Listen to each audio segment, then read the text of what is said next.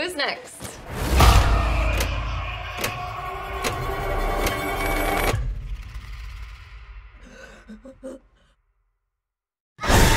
Tarot is a brand new supernatural horror film, and I have to be honest with you, I knew nothing about this movie going into it. I haven't seen a single trailer, and I don't think I've really seen anybody talking about it online. And while I imagine most moviegoers are out seeing The Fall Guy, I went and I saw the earliest showing I could of Tarot, accompanied by the lowest expectations possible. I saw the earliest possible showing in my state, and I'm going to review it for you guys. I have a lot of thoughts I want to share. So I'm going to jump into the review. It's going to be spoiler free. I may talk about spoilers at the very end. I'm not sure, but if I do that, I'll let you know ahead of time. So let's talk about Tarot, but first hit that subscribe button. I absolutely love horror. I love horror movies. I used to talk about them a lot, and moving forward, I want to talk about them a lot more than I have been lately. But I also talk about other movies and TV shows as well, and I talk about video games. I talk about video games a lot. But anyway, let's get into the review. Tarot is about a group of friends who rent out an Airbnb out in the woods somewhere, and in that Airbnb they find a deck of tarot cards, and one of the friends proceeds to take those cards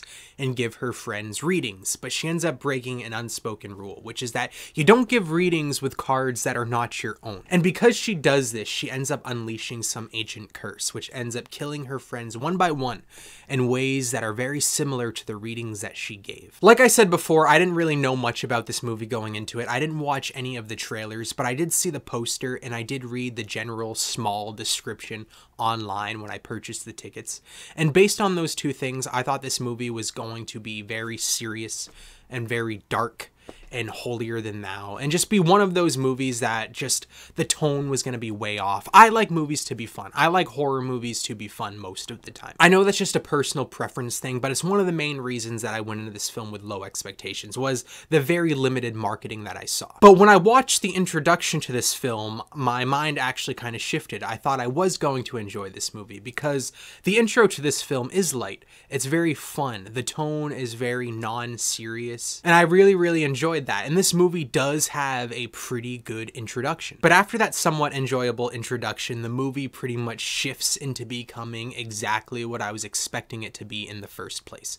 This is a very formulaic, generic horror movie. When it comes to the horror in this film, it's always going to be presented to you in one of two ways, and that's either a jump scare or just music being really loud and screeching in your ear for no reason, and it usually results in a fake out jump scare. But not only is it formulaic, but it's also predictable. This is probably one of the most predictable movies that I've ever seen in my life. As you're watching Tarot, you're gonna think to yourself that you've seen this movie already. Not once, not twice, but I swear I've seen this exact same movie at least 10 times. Tarot does not have a unique or original bone in its entire body. But not only is Tarot very predictable in terms of other horror movies that are out these days, but it's predictable within its own plot. Because this movie makes this very strange choice of having this scene very early on, which involves the tarot readings. And in that scene, it pretty much tells you exactly what's gonna happen and how it's gonna happen. But it doesn't do it in a way to really subvert your expectations or think something's gonna happen that's not gonna happen. It just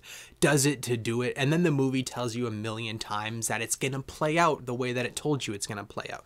So it pretty much kills all suspense, all tension, all sense of mystery. And I know that you can say that was kind of the idea, that's what they were going for, because one of the main themes in this film is fate, and how you can't change fate, and how you can't fight against fate, and how you just can't change it, and how these characters are trying to change it. But unlike other films that take this theme and just do it far better, far more interesting, or at least far more entertaining, like the Final Destination films, for example, they have a very similar theme, and they know how to do it in just a fun way. This movie just does it in a generic cliche way. If you want another example of how this movie is entirely formulaic, there's a scene where they Google the curse that's been put upon them. And as they're Googling that curse, they learn about this lady who's been pretty much shoved out of society for her beliefs. And they end up going to this old lady who's a recluse and kind of a nut job, and she ends up knowing the whole history and the whole lore and the whole backstory of the curse. And she gives what feels like a 10-minute long exposition dump filled with lore and backstory that's not needed. It doesn't add anything to the story or the narrative. It just ends up killing the pacing and overcomplicates things for no reason at all other than what feels like the screenwriters watched Blumhouse horror movies and just made their own version of it. Again, Tarot is far from original. It's far from unique, but it definitely isn't an entirely bad film. There are some things about this movie that I found enjoyable. The direction is serviceable. It's nothing to write home about. It didn't really blow me away. I'm not going to really remember anything unique about this visual style, but it definitely elevated the screenplay, that's for sure.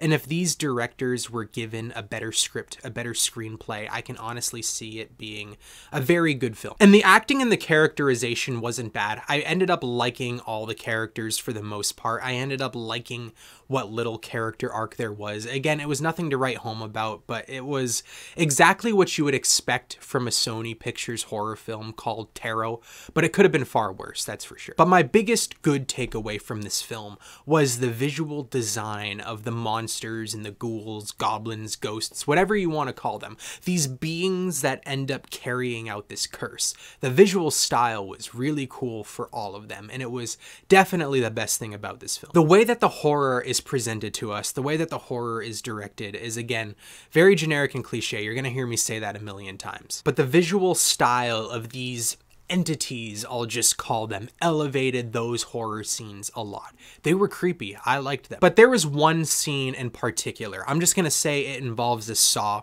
If you end up going to see this movie, you'll know what I was talking about.